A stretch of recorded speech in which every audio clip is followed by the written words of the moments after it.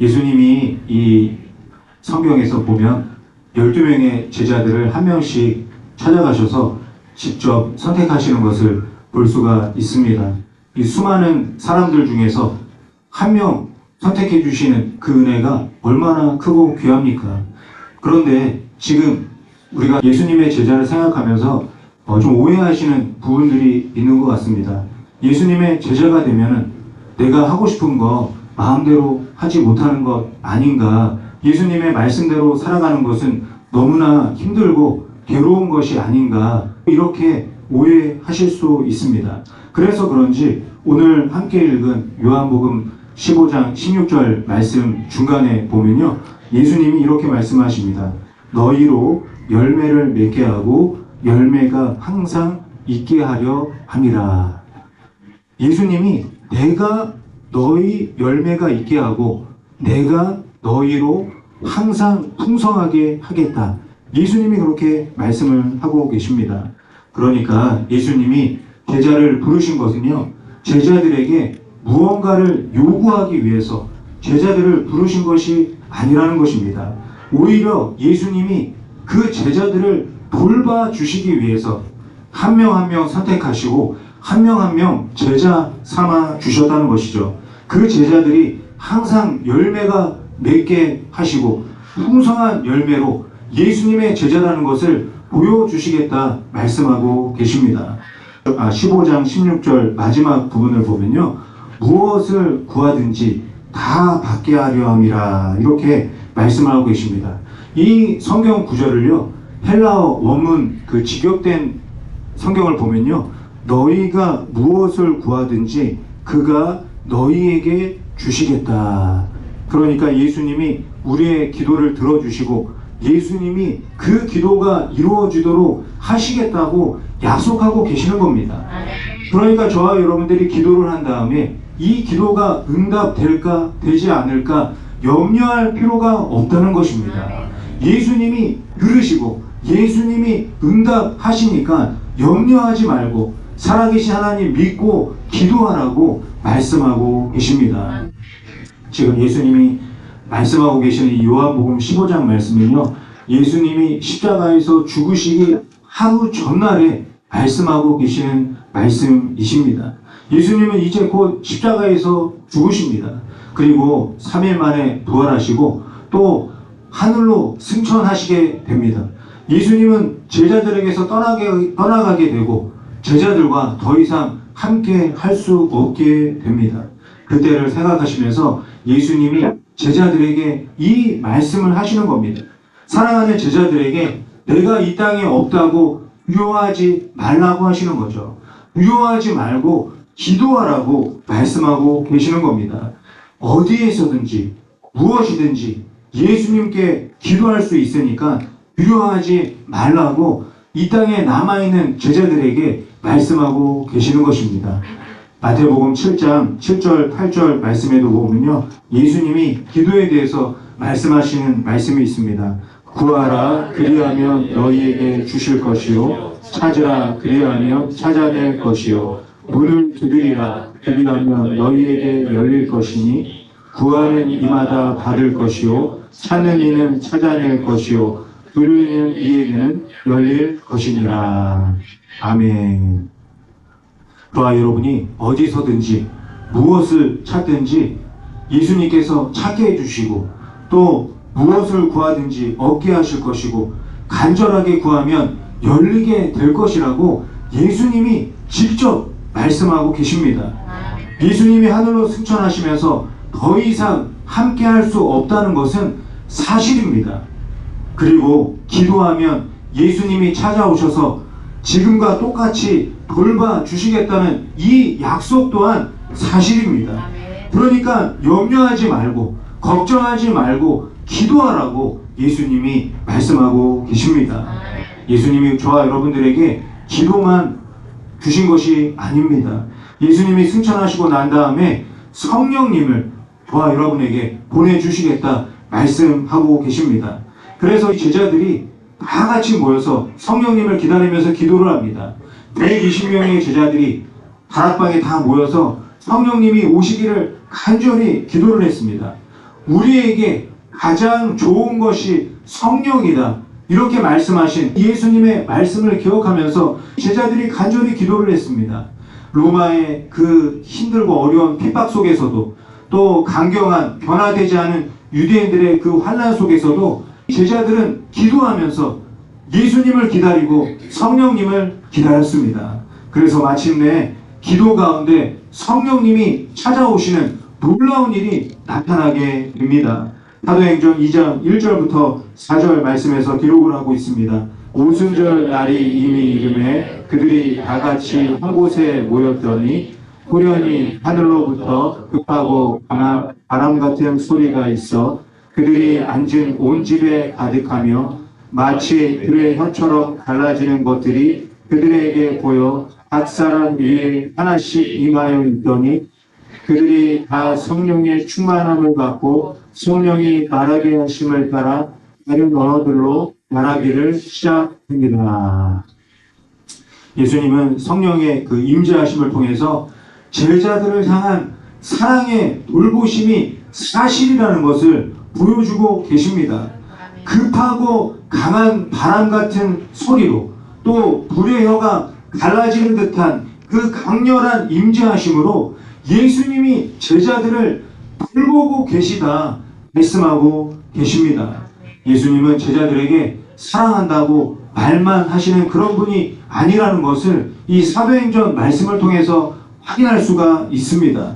제자들을 선택하시고 열매가 있게 하시고 풍성한 열매로 하나님께 영광을 돌리게 하고 또 기도하면 만나주시고 그뿐만이 아니라 보혜사 성령님, 영원토록 돌봐주시는 성령님을 또 우리들에게 허락해 주셨습니다. 이것은 예수님이 제자들을, 저와 여러분을 영원토록 돌봐주시겠다는 약속을 지키고 계시는 것입니다. 사랑하는 성도 여러분, 사랑한다라고 말하지 않는 것보다는 사랑한다 말하는 것이 훨씬 좋습니다. 우리 옆에 계신 분들에게 인사 한번 해볼까요? 예수님의 이름으로 사랑합니다. 인사하겠습니다. 네. 예. 말하지 않는 것보다 사랑한다고 말하는 게 훨씬 좋습니다. 그런데 말만 하면 아무것도 아닌 것이 됩니다. 사랑한다면 돌봄으로 이어져서 나타나야 되는 것이죠. 우리가 한번 생각해 볼게요. 가족을 사랑한다고 말하면서 아무것도 돌보지 않는다면 무슨 소용이 있겠습니까? 사랑한다고 하면서 가족과 자녀에게 관심이 전혀 없다면 가족들에게 상처만 주는 것이 될 뿐입니다. 사랑은 반드시 돌봄으로 나타나야 합니다. 하나님도 새들을 먹이시고 꽃들을 입히신다고 말씀하고 계십니다. 그리고 나서 마태복음 6장 30절에 이어서 말씀하시는 부분이 있습니다. 오늘 있다가 내일 아궁이에 던져지는 들풀도 하나님이 이렇게 입히시거든 하물며 너희일까 보냐 믿음이 작은 자들아.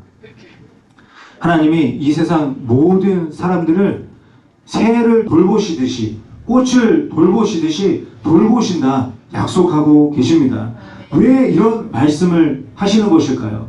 하나님이 우리를 돌보시는 것은요, 막연한 것이 아니라 사실이라는 것을 알려주시고자 말씀하고 계시는 것입니다. 하늘의 새를 보듯이 들의 꽃을 보듯이 하나님이 돌보시는 것은 사실이라는 것입니다.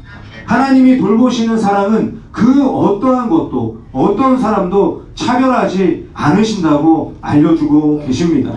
하나님을 찾고 구하는 모든 자에게 동일하게 베풀어 주시는 것이 바로 하나님의 사랑과 은혜인 줄 믿습니다. 출애굽기에 보면요, 이스라엘이 이집트에서 나가기 전에 10가지 재앙이 그 땅 가운데 내려오는 것을 보게 됩니다. 강물이 피로 변하고 또 개구리가 온 땅을 뒤덮고 또 이와 파리가 들끓고 돌림병이 모든 가축을 죽이고 사람들이 악성 종기 때문에 괴로워하고 우박이 땅에 있는 모든 것들을 다 망가뜨리고 그리고 남은 것들을 메뚜기가 와서 다 먹어버리고 깜깜한 밤이 3일 동안 이어지고 마지막에는 모든 처음 난 것들이 죽게 되는 그런 재앙이 그 땅 가운데 내려오게 됩니다. 하나하나 재앙이 내릴 때마다 이집트 왕과 이집트 백성들이 너무나 괴로워합니다. 그런데도 불구하고 이 이집트 사람들의 하나님의 말씀을 계속 완강하게 거부하게 됩니다. 그런데 놀라운 것은 그 이집트 사람들 중에 하나님의 말씀을 두려워하는 사람들이 생겨났다는 것입니다. 출애굽기 9장 20절 21절 말씀 함께 읽어보도록 하겠습니다.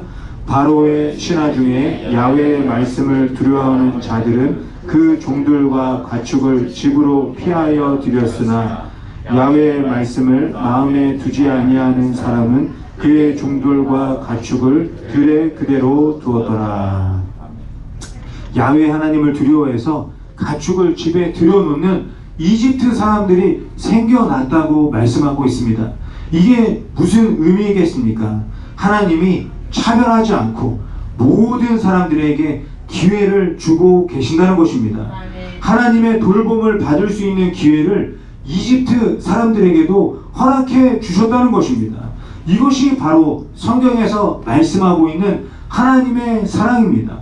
하나님의 사랑은 어느 누구도 차별하지 않고 동일하게 돌봐주신다고 말씀하고 있습니다.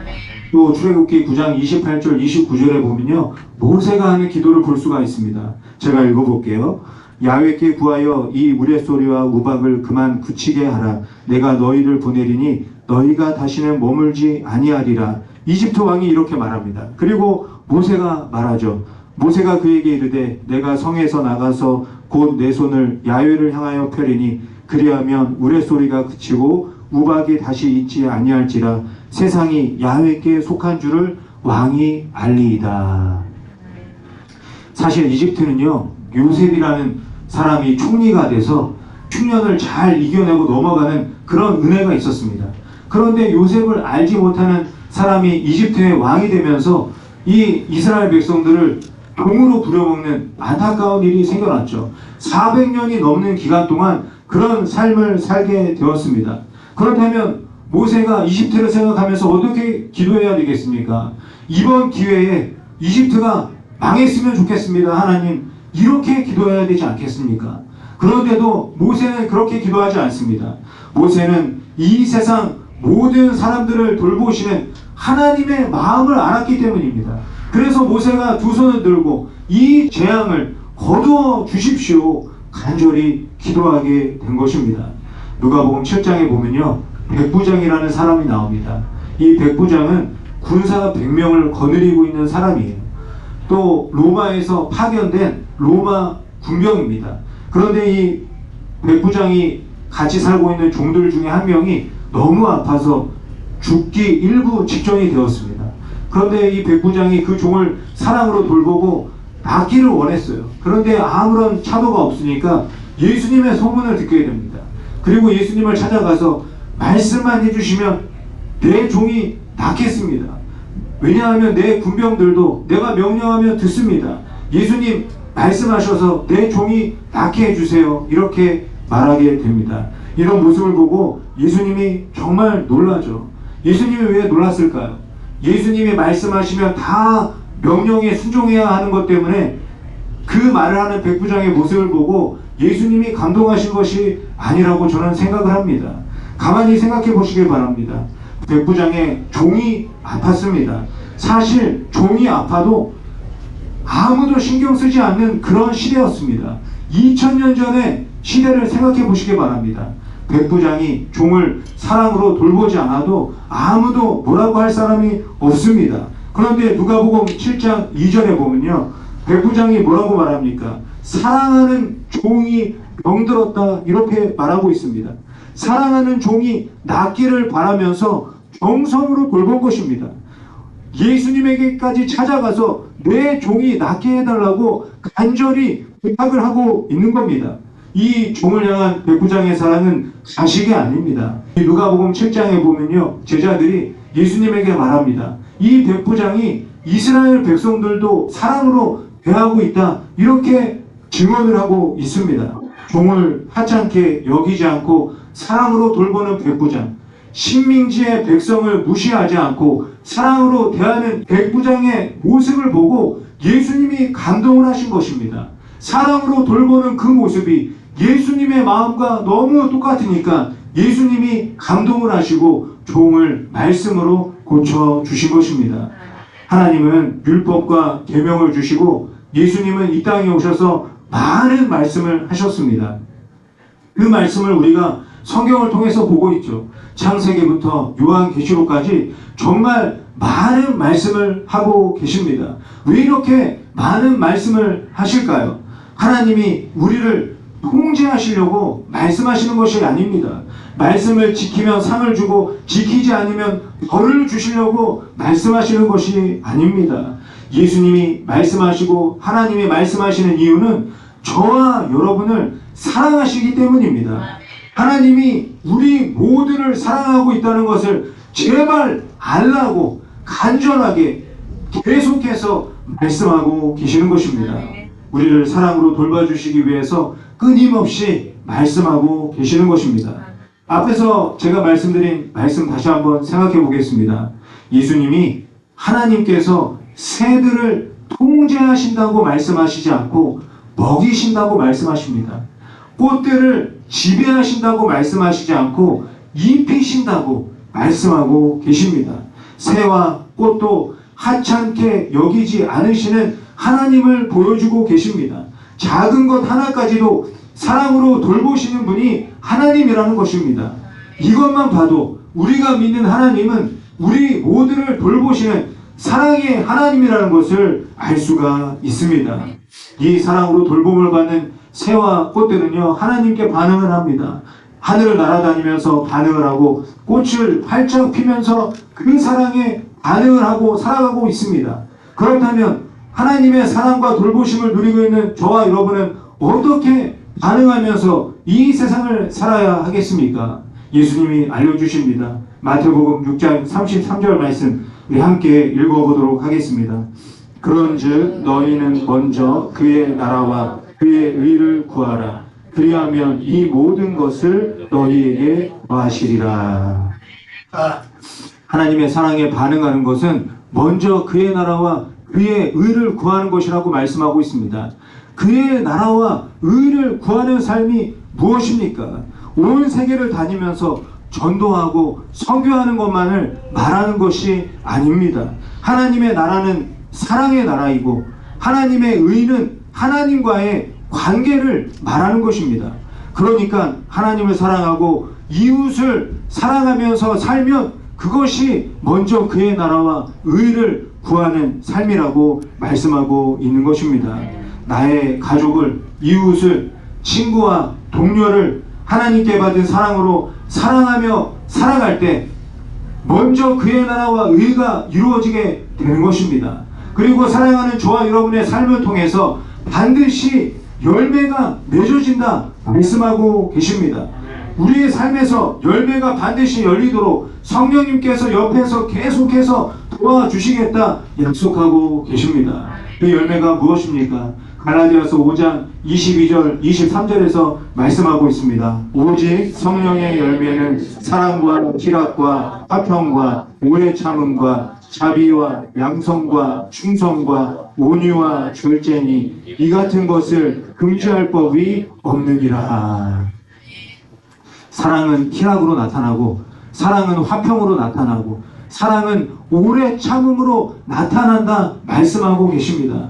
사랑은 자비로 나타나고 양선으로 나타나고 충성으로 온유와 절제로 나타나게 된다 말씀하고 계십니다. 내 삶을 돌봐주시는 성령님을 인정하고 환영하고 모셔드리는 저와 여러분의 삶 속에서는 이 사랑의 열매가 맺어질 수밖에 없다 말씀하고 계십니다.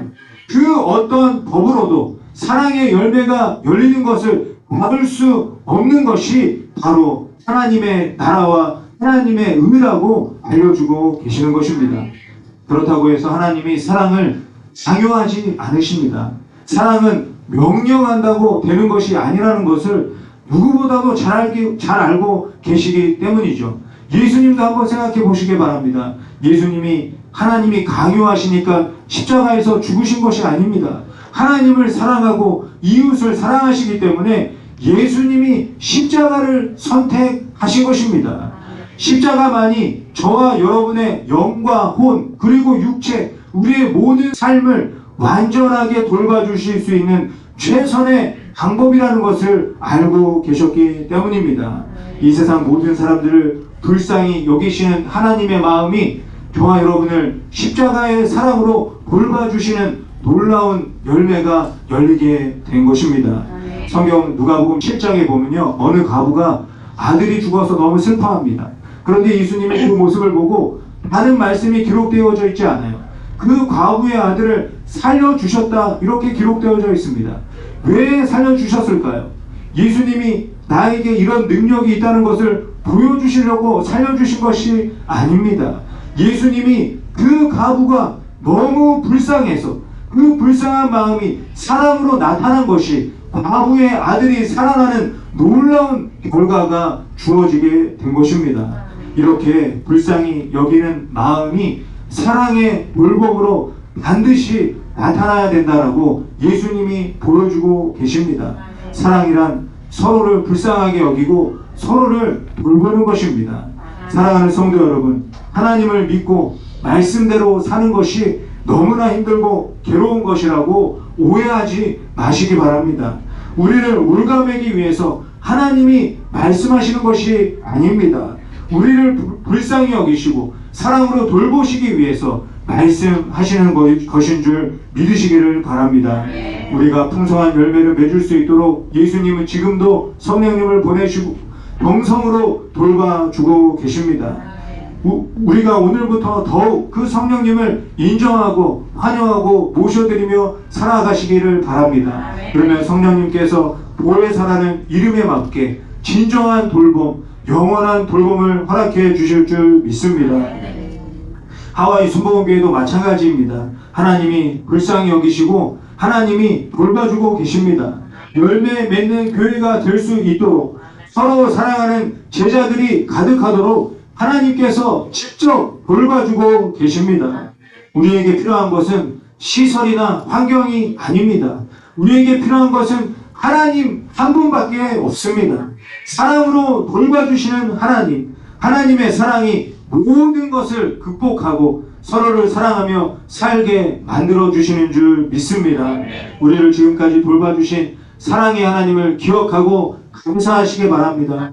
그 하나님께 사랑한다고 기도하고 고백하시기 바랍니다. 그리고 우리를 돌봐주시는 하나님의 사랑을 우리 모든 이웃들에게 내 삶으로 보여주시기를 바랍니다. 그래서 이 땅 가운데 우리를 사랑으로 돌보시는 하나님의 나라와 의를 전하고 나누며 살아가는 저와 여러분이 되시기를, 또 하와이 순복음교회가 되기를 예수님의 이름으로 간절히 축원드립니다.